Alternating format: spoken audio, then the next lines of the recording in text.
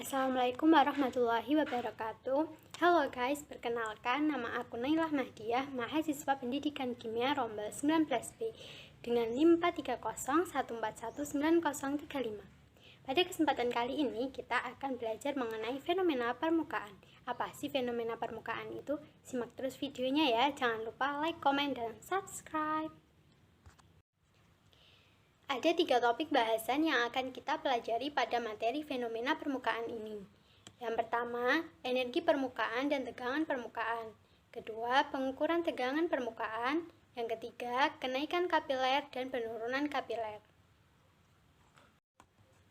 Topik bahasan pertama yaitu energi permukaan dan tegangan permukaan. Pada padatan yang terdiri dari molekul bola, susunan rapat molekul terikat oleh energi kohesif E per mol dan epsilon sama dengan E per N per molekul, di mana setiap molekul terikat pada 12 ikatan lainnya dengan kekuatan ikatan sebesar epsilon per 12. Jika lapisan permukaan rapat, maka energi total molekul permukaan sebesar 9 per epsilon per 12 sama dengan 3 per 4 epsilon. Dapat disimpulkan bahwa molekul permukaan terikat hanya dengan 75% energi ikat molekul dalam jumlah besar. Oleh karena itu, energi permukaan lebih tinggi daripada energi molekul di bagian dalam padatan. Energi harus dikeluarkan untuk memindahkan molekul dari bagian dalam ke permukaan padatan. Hal ini juga berlaku untuk cairan. Misalnya, pada gambar film cairan yang diregangkan pada kerangka kawat yang salah satu rusuknya bebas digerakkan. Untuk meningkatkan luas film sebesar dA, harus melakukan jumlah kerja yang proporsional. Bila suatu kerja dikenakan kepada film tersebut untuk memperluas areanya, maka energi Gibbs film meningkat sebesar lambda dA, di mana lambda adalah energi Gibbs permukaan persatuan luas.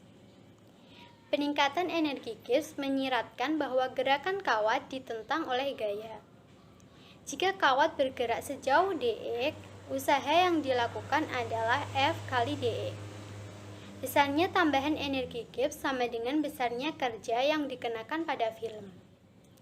Bila gaya yang dikenakan pada film sebesar F dan film bergerak sepanjang dx, maka diperoleh persamaan F kali dx sama dengan lambda kali dA. Selanjutnya terdapat tabel tegangan permukaan dalam cairan pada suhu 20 derajat Celcius.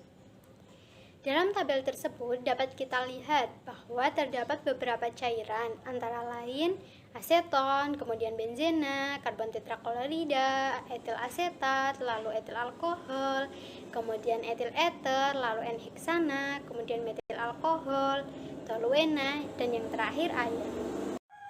Topik bahasan yang kedua yaitu pengukuran tegangan permukaan. Pada gambar tersebut dapat kita lihat bahwa apabila cincin pada cairan ditarik keluar, maka pada saat tepat cincin akan lepas, besarnya gaya yang menarik cincin sama dengan besarnya tegangan permukaan cairan yang melawan pertambahan luas. Akibat tarikan pada cincin diperoleh persamaan F sama dengan 2 kali 2 pi R dikali lambda. Angka 2 menunjukkan bahwa cairan tersentuh pada bagian luar maupun bagian dalam cincin. Kadang-kadang diperlukan faktor koreksi karena memperhitungkan bentuk cairan yang ditarik, sehingga F sama dengan 2 kali 2 pi R dikali F dikali lambda, di mana F kecil merupakan faktor koreksi. Bila cairan yang akan diukur diletakkan dalam suatu alat yang di dalamnya terdapat bagian berupa kapiler, maka kita dapat mengatur jumlah cairan dan waktu untuk pembentukan tetesan. Pada saat cairan menetes, gaya-gaya yang bekerja sebesar 2 pi R lambda sama dengan M dikali G, di mana M merupakan massa tetesan dan G merupakan percepatan gravitasi.